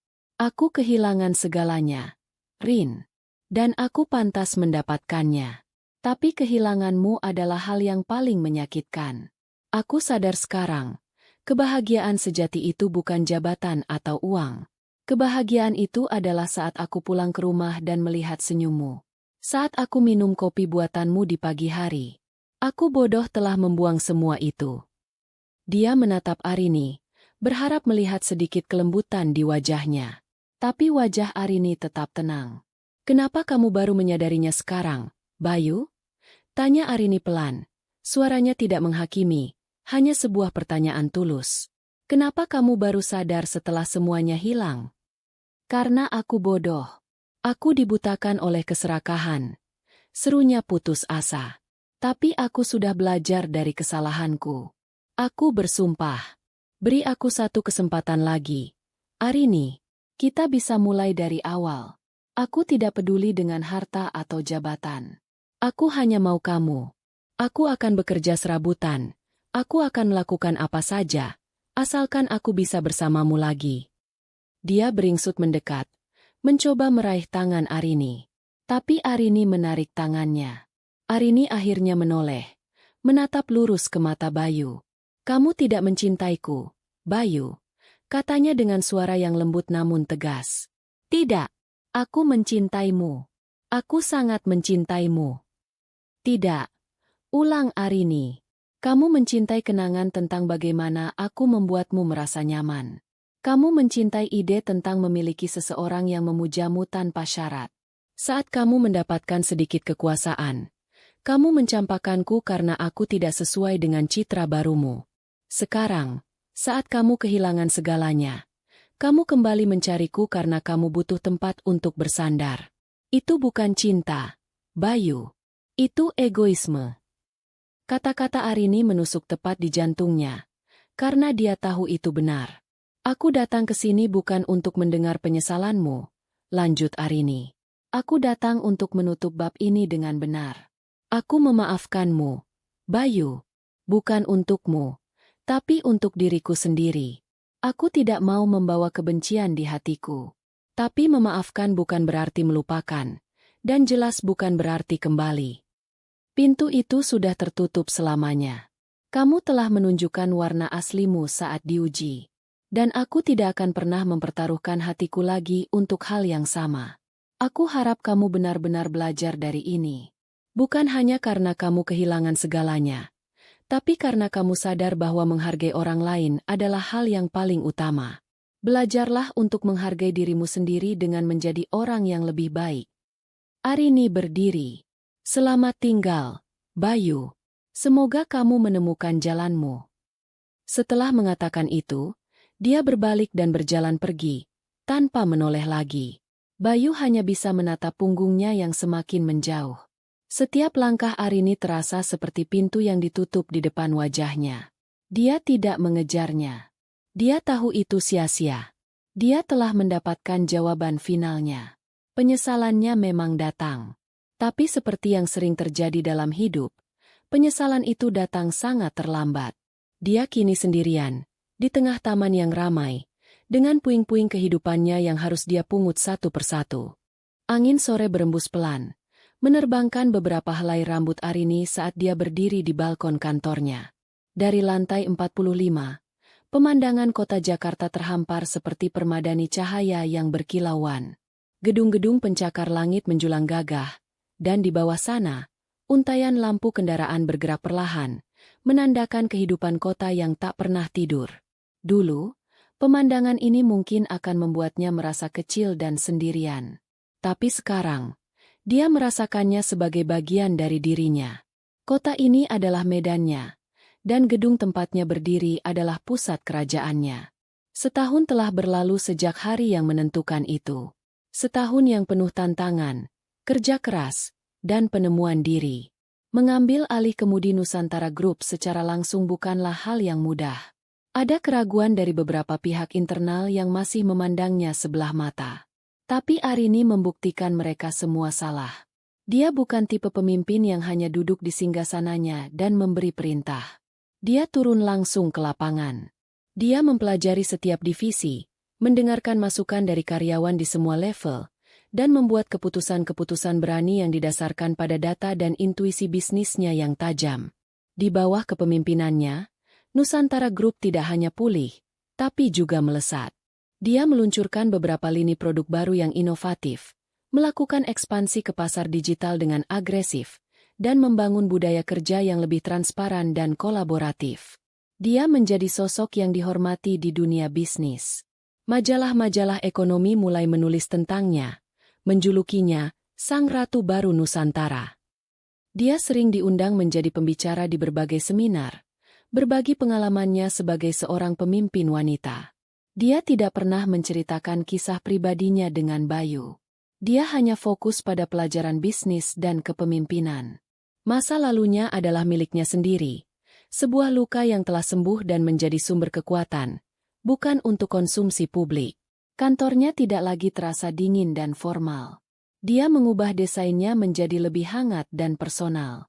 Ada sudut baca dengan sofa yang nyaman, dinding yang dihiasi karya seni kontemporer, dan tentu saja, beberapa pot bunga melati di dekat jendela, menebarkan aroma yang selalu mengingatkannya akan ketenangan.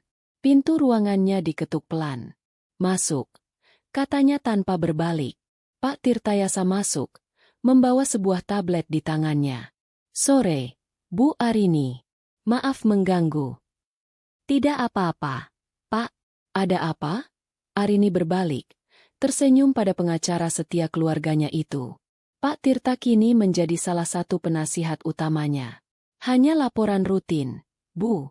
Proyek properti kita di Bali sudah mencapai tahap akhir pembebasan lahan. Semuanya berjalan lancar. Dan proposal akuisisi perusahaan startup teknologi yang Ibu incar kemarin sudah kita ajukan. Respons awal mereka sangat positif." "Syukurlah. Terima kasih untuk kerja kerasnya, Pak," kata Arini tulus. Pak Tirta mengangguk. Ada sedikit keraguan di wajahnya sebelum dia melanjutkan.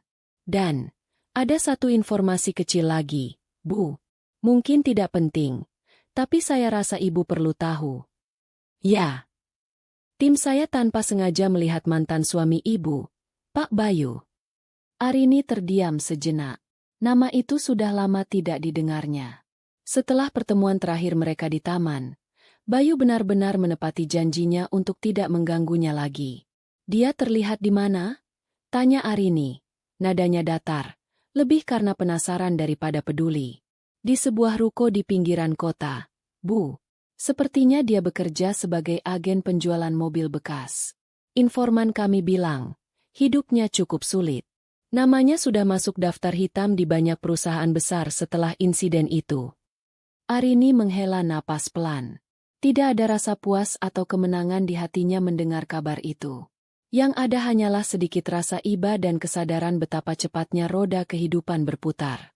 Pria yang dulu begitu angkuh dan memandang rendah orang lain, kini harus berjuang keras hanya untuk bertahan hidup. "Biarlah, Pak. Itu jalan hidup yang dia pilih," kata Arini.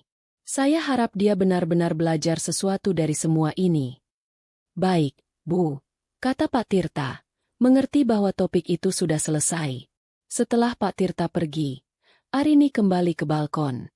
Dia menatap matahari yang mulai terbenam, mewarnai langit dengan semburat jingga dan ungu yang indah.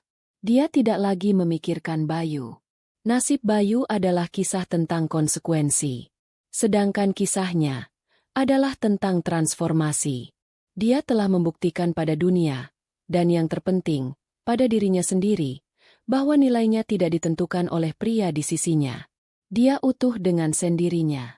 Dia menemukan kebahagiaan bukan dalam cinta romantis, tapi dalam pencapaiannya, dalam kemandiriannya, dan dalam kedamaian hatinya. Ponselnya bergetar. Sebuah pesan masuk dari salah satu sahabat lamanya. "Arini, akhir pekan ini kumpul ya?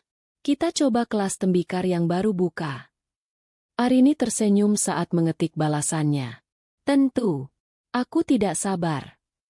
Hidupnya kini penuh.